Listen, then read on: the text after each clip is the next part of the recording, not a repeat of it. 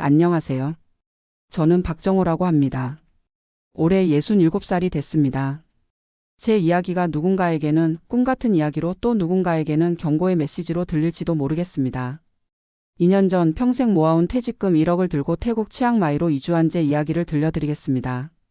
32년간 다니던 중소기업에서 퇴직했을 때 제 통장에는 퇴직금 1억 3천만 원이 들어 있었습니다. 국민연금은 월 97만 원. 그리고 서울 변두리 작은 아파트 한 채가 전 재산이었죠. 은퇴 후 몇 년간은 그럭저럭 지냈습니다. 아내와 함께 소박하게 살았으니까요. 퇴직하고 한 5년 정도 지났을 때부터 마음이 무거워졌습니다.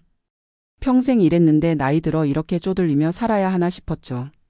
연금 받고 작은 일자리 하나 구해서 한 달에 130만 원 정도 벌었지만 생활비와 의료비로 다 나가니 딱히 여유가 없었어요. 아내도 당뇨가 있어서 약값이 매달 6만 원씩 나갔고요. 변화는 코로나가 한창이던 2020년 오랜 친구 김영수를 만나면서 시작됐습니다. 영수는 3년 전에 태국 치앙마이로 이주해서 살고 있었어요.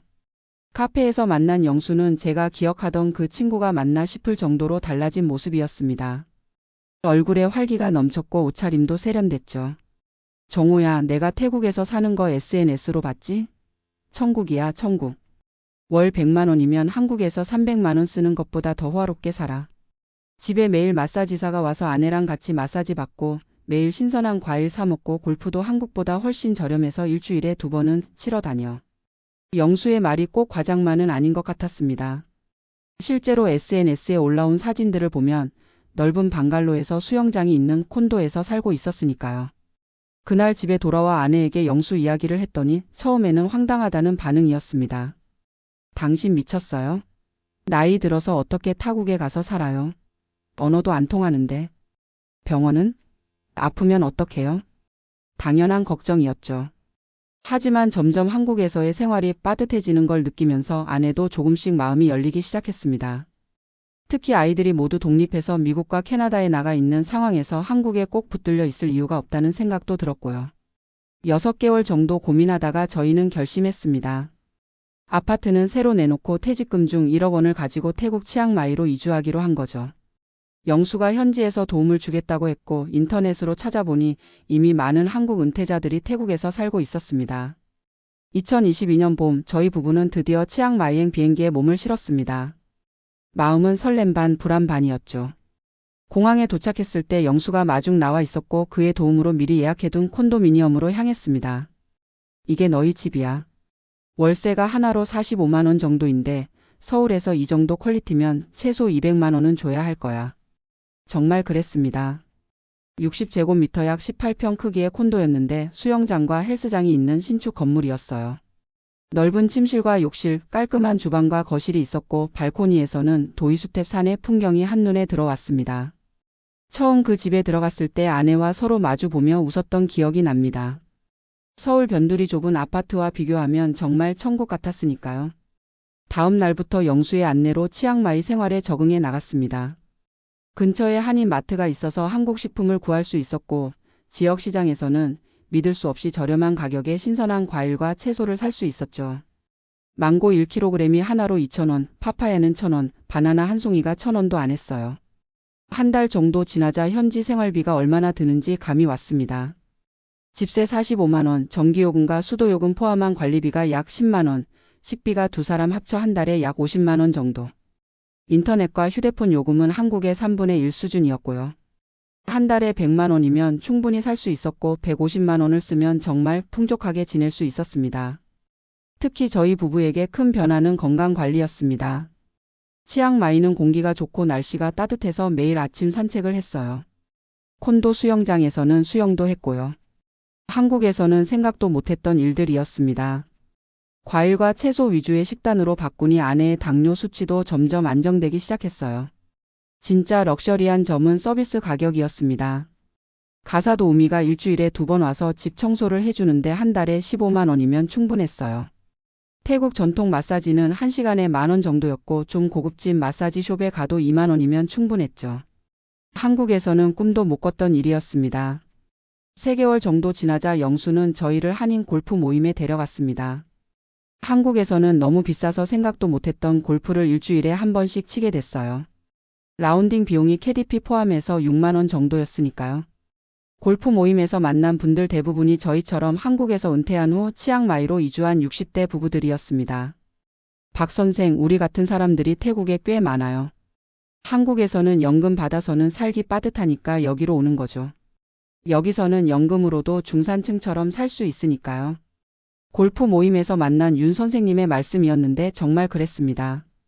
치앙마이에는 한국 은퇴자들이 많았고 그들 중 상당수는 한국에서의 빠듯한 노후를 피해 이곳에서 비교적 여유 있는 삶을 살고 있었어요. 한인회도 있고 한인교회와 성당도 있어서 커뮤니티 생활도 충분했습니다.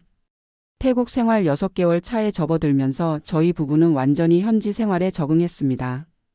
아내는 한인회에서 하는 태국어 수업에 다니기 시작했고 저는 영수와 함께 매주 등산을 다녔어요. 한국에 있는 친구들에게 SNS로 현지 생활을 자랑하기도 했지요. 물론 SNS에는 좋은 면만 올렸습니다. 고생스러운 부분은 올리지 않았으니까요. 하지만 그때는 정말 천국에 온 것 같은 기분이었어요. 문제는 1년이 지나면서 조금씩 나타나기 시작했습니다. 먼저 비자 문제가 있었어요. 태국의 은퇴 비자를 받으려면 태국 은행에 80만 바트 약 3천만 원을 예치해야 했고 매년 갱신이 필요했습니다. 그리고 3개월마다 이민국에 출석해야 했죠. 이런 행정적인 문제들이 점점 번거롭게 느껴지기 시작했어요. 두 번째는 의료 문제였습니다. 처음에는 건강했지만 제가 갑자기 허리 디스크가 심해져서 병원에 가야 했어요. 다행히 치앙마이에는 괜찮은 국제병원들이 있어서 치료는 받을 수 있었습니다. 하지만 한국의 건강보험처럼 저렴하지는 않았어요. MRI 검사 한 번에 100만 원 가까이 들었고 통역이 필요해서 추가 비용도 발생했습니다. 이런 의료비는 생각보다 부담이 컸어요. 세 번째는 심리적인 문제였습니다. 처음에는 모든 것이 신기하고 즐거웠지만 시간이 지나면서 고향에 대한 그리움이 점점 커졌어요. 특히 추석이나 설날 같은 명절이 되면 더 그랬습니다. 비록 한인 커뮤니티가 있었지만 오랜 친구들과 가족들이 있는 한국이 그리워지기 시작했어요. 한국에 있는 손주들 얼굴도 보고 싶었고요. 또한 예상치 못한 비용도 있었습니다. 콘도 계약이 1년으로 만료되면서 집세가 10% 올랐고 한 번씩 한국에 다녀오는 비행기 값도 만만치 않았어요. 1억 원이면 충분할 줄 알았는데 생각보다 돈이 빠르게 줄어들었습니다. 체류 18개월 차에 변화가 생겼습니다. 아내가 심하게 아프기 시작한 거예요. 처음에는 단순한 감기인 줄 알았는데 점점 상태가 나빠져서 결국 국제병원에 입원하게 됐습니다. 의사 소견은 폐렴이었고 입원 치료가 필요했어요. 일주일간 입원했는데 비용이 300만 원 넘게 나왔습니다. 해외여행자 보험이 있었지만 장기 체류자에게는 적용되지 않는다는 사실을 그때 알게 됐어요. 아내의 병세가 호전되면서 저희는 심각한 대화를 나누게 됐습니다.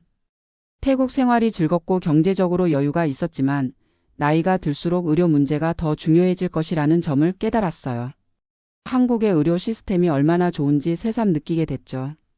여보, 솔직히 말해서 나 아프니까 한국이 그리워졌어요. 여기 병원은 좋긴 한데 의사 선생님하고 소통이 잘 안 되고. 그리고 아무래도 나이 들면 고향에서 지내는 게 편할 것 같아요. 아내의 말이 맞았습니다.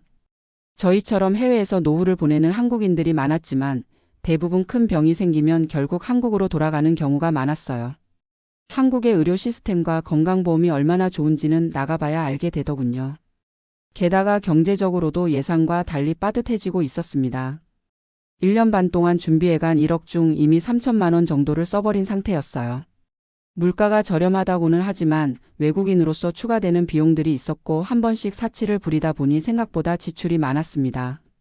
이대로 가다가는 5년 안에 저축한 돈을 다 써버릴 것 같았어요.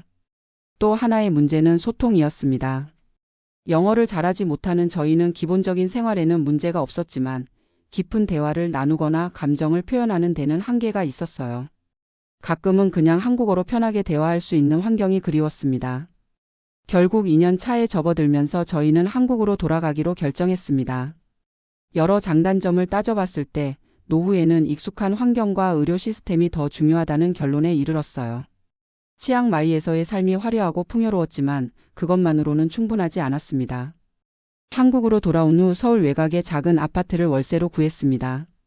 다행히 기존에 세를 놓았던 저희 아파트는 팔지 않았기 때문에 보증금을 돌려받을 수 있었어요. 물론 한국에서의 생활비는 태국보다 훨씬 비쌌지만 국민연금과 작은 일자리로 어느 정도 감당할 수 있었습니다. 지금 생각해보면 태국에서의 2년은 저희 인생에서 특별한 경험이었습니다. 새로운 문화를 경험하고 다양한 사람들을 만나고 한국에서는 할 수 없었던 활동들을 즐길 수 있었으니까요. 하지만 동시에 현실적인 한계도 깨달았습니다. 제가 이 이야기를 통해 전하고 싶은 것은 은퇴 후 해외 이주가 장밋빛 환상만은 아니라는 점입니다. 물가가 저렴하다는 이유만으로 결정하기에는 고려해야 할 요소가 너무 많아요. 언어, 문화, 의료, 비자, 심리적 안정감 등 다양한 측면을 종합적으로 생각해 봐야 합니다. 특히 1억 원이라는 금액이 한국에서는 충분하지 않을 수 있지만 해외에서도 영원히 사용할 수 있는 금액은 아니라는 점을 명심해야 해요. 지속 가능한 수입원이 없다면 결국은 돈이 떨어질 테니까요. 지금 저희 부부는 한국에서 조금 더 소박하지만 안정적인 노후를 보내고 있습니다. 가끔은 치앙마이의 풍경과 저렴한 마사지, 맛있는 과일들이 그립지만 한국의 안정된 의료 시스템과 가족, 친구들 곁에서 지내는 것이 더 중요하다고 느낍니다. 어떤 분들은 제가 용기가 부족해서 돌아왔다고 생각할 수도 있겠지만 저는 이것이 현실적인 선택이었다고 믿습니다. 모든 선택에는 장단점이 있으니까요. 중요한 것은 자신에게 정말 중요한 가치가 무엇인지 깊이 생각해 보는 것입니다. 노후자금 1억 들고 동남아 이주, 저렴한 물가에 호화로운 생활 중이라는 말은 반은 맞고 반은 틀린 말입니다. 저렴한 물가에 호화로운 생활을 할 수는 있지만 그것이 전부는 아니니까요. 노후에는 돈보다 더 중요한 것들이 있다는 것을 태국 생활을 통해 깨달았습니다. 그리고 태국에서 정말 좋았던 것 하나는 매일 아침 마시던 태국 녹차였습니다. 한국에서는 비싼 가격에 판매되는 고급 녹차인데 현지에서는 정말 저렴하게 구할 수 있었어요. 그 녹차의 은은한 향과 부드러운 맛은 정말 일품이었습니다. 지금도 가끔 그 녹차가 그리워 인터넷으로 주문해 마시곤 합니다. 한 모금 마실 때마다 치앙마이의 아침 풍경이 떠오르니까요. 또 하나 기억에 남는 것은 현지 재래시장에서 파는 신선한 망고였습니다. 달콤한 태국 망고는 한국에서 맛볼 수 있는 것과는 차원이 달랐어요. 아침마다 신선한 망고를 손질해서 먹던 그 맛은 정말 잊을 수 없습니다. 한국에 돌아온 후에도 가끔 수입 망고를 사서 먹지만 그때의 맛과 향을 완전히 재현하기는 어렵더군요. 태국 생활의 또 다른 매력은 일상의 여유로움이었습니다. 한국에서는 항상 바쁘게 살았는데 그곳에서는 천천히 흘러가는 시간 속에서 여유를 찾을 수 있었어요. 아침에 일어나 발코니에 앉아 커피를 마시며 산을 바라보던 시간들, 저녁에는 수영장에서 수영을 하고 마사지를 받으며 하루를 마무리하던 일상. 그런 여유로움은 돈으로 환산하기 어려운 가치였습니다. 하지만 역설적이게도 그런 여유로움은 시간이 지나면서 오히려 공허함으로 변하기도 했습니다. 한국에서는 바쁘게 살았지만 그만큼 보람과 성취감도 있었는데 너무 여유로운 생활은 때로 삶의 목적과 의미를 찾기 어렵게 만들었어요. 특히 저 같은 경우 평생 일하며 살아온 사람이라 갑자기 아무것도 하지 않고 지내는 것이 오히려 스트레스가 되기도 했습니다. 또 한 가지 배운 점은 언어의 중요성입니다. 저희는 영어와 태국어를 거의 할 줄 몰랐기 때문에 현지인들과 깊은 교류를 하기 어려웠어요. 한인 커뮤니티가 있었지만 그것만으로는 한계가 있었습니다. 젊었을 때부터 외국어 공부를 열심히 했더라면 훨씬 더 풍부한 경험을 할 수 있었을 텐데요. 언어는 단순한 의사소통 도구가 아니라 그 나라의 문화와 사람들을 이해하는 창이라는 것을 깨달았습니다. 돌이켜보면 태국으로의 이주는 실패했다기보다는 새로운 경험이었다고 생각합니다. 그곳에서의 생활을 통해 많은 것을 배웠고 인생의 다양한 가능성을 경험했으니까요. 모든 선택에는 대가가 따르고 그것을 받아들이는 것도 인생의 지혜라고 생각합니다. 이제 저는 한국에서 소소한 일상을 즐기며 살고 있습니다. 아내와 함께 가끔 동네 공원을 산책하고 손주들이 방학 때 놀러 오면 함께 시간을 보내죠.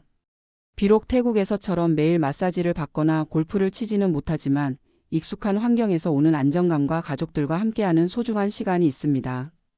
노후에 정말 중요한 것은 무엇일까요? 저는 그것이 편안함이라고 생각합니다. 물질적인 풍요로움도 중요하지만 심리적, 정서적 안정감이 더 중요하다는 것을 깨달았어요. 그리고 그 편안함은 각자에게 다른 모습으로 찾아옵니다.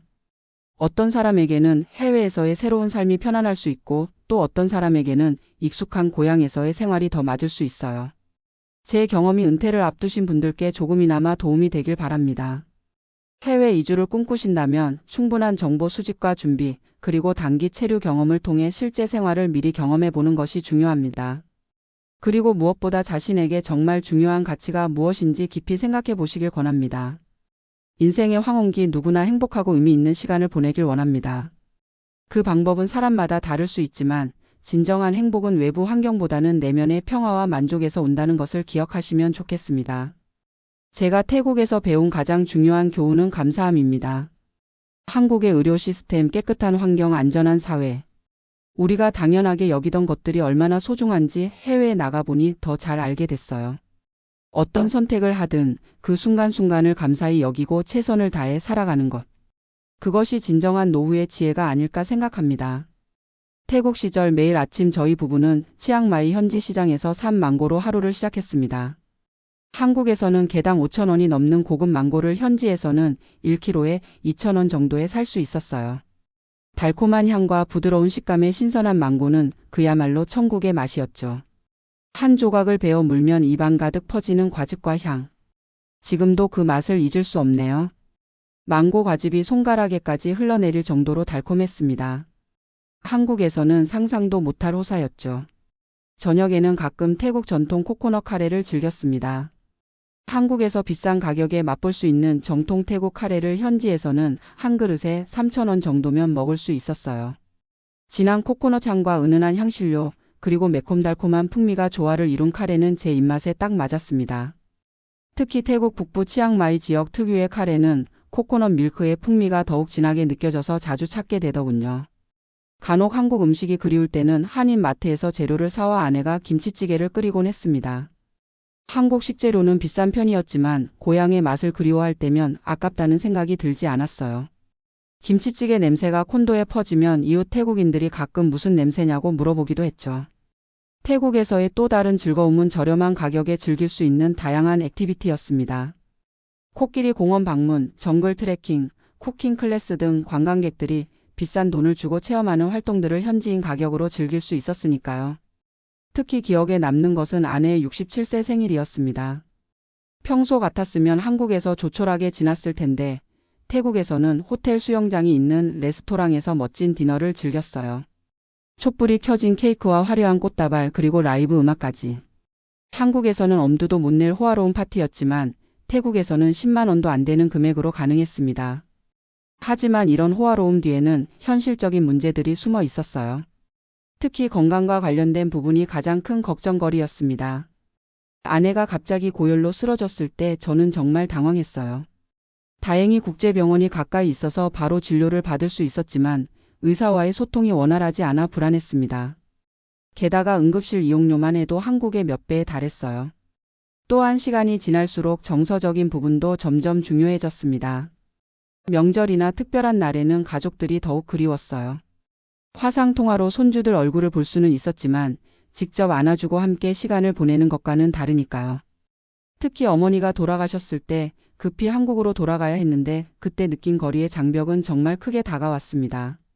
치앙마이에서의 생활이 경제적으로 여유로웠던 것은 사실이지만 그것만으로는 행복한 노후를 보장할 수 없다는 것을 깨달았어요. 돈으로 해결할 수 없는 문제들이 많았고 특히 나이가 들수록 그런 부분들이 더 중요해졌습니다. 한국으로 돌아온 후 처음에는 태국의 여유로운 생활이 많이 그리웠어요. 좁아진 생활 공간과 높아진 물가에 적응하기가 쉽지 않았습니다. 하지만 시간이 지나면서 한국 생활의 장점들을 다시 발견하게 됐어요. 편리한 대중교통, 발달된 의료 시스템, 그리고 무엇보다 언어 소통의 편안함은 돈으로 환산할 수 없는 가치였습니다. 지금은 서울 근교의 작은 아파트에서 아내와 함께 소박하지만 안정된 노후를 보내고 있습니다. 가끔은 치앙마이의 따뜻한 날씨와 풍요로운 자연이 그립지만 익숙한 환경에서 오는 안정감이 더 중요하다고 느낍니다. 지하철로 30분만 가면 아이들과 손주들을 만날 수 있고 오랜 친구들과도 자주 만나 소소한 일상을 나눌 수 있으니까요. 한 가지 확실한 것은 은퇴 후의 삶은 단순히 경제적인 문제만이 아니라는 점입니다. 물론 돈은 중요합니다. 하지만 그것만으로는 충분하지 않아요. 건강, 가족, 친구, 소속감, 의미 있는 활동. 이런 것들이 함께 어우러질 때 진정한 행복한 노후가 가능하다고 생각합니다. 제 이야기가 은퇴를 준비하시는 분들께 조금이나마 도움이 되길 바랍니다.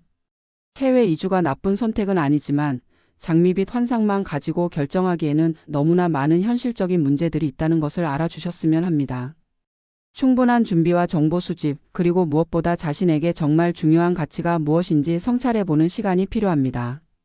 인생의 마지막 장을 어디서 어떻게 써 내려갈지는 각자의 선택입니다. 그 선택에 후회가 없기를, 그리고 모든 분들의 노후가 행복하고 의미 있게 채워지기를 진심으로 바랍니다. 태국에서 돌아온 지금 가끔 그곳에서의 추억을 떠올리며 웃곤 합니다. 어쩌면 그 인연의 경험은 저희 인생의 특별한 선물이 아니었을까 싶어요. 인생은 결국 선택의 연속입니다. 그 선택들 속에서 배우고 성장하며 때로는 실패도 하면서 자신만의 이야기를 만들어가는 것. 그것이 우리 모두의 여정이 아닐까 생각합니다. 이제 저는 한국에서의 소박한 일상에 감사하며 하루하루를 보내고 있습니다. 비록 태국에서처럼 매일 망고를 먹거나 마사지를 받지는 못하지만 가족과 함께하는 시간, 오랜 친구들과의 만남, 그리고 익숙한 문화와 언어가 주는 편안함 속에서 행복을 찾고 있어요. 여러분의 노후도 행복하고 의미 있기를 진심으로 기원합니다. 감사합니다.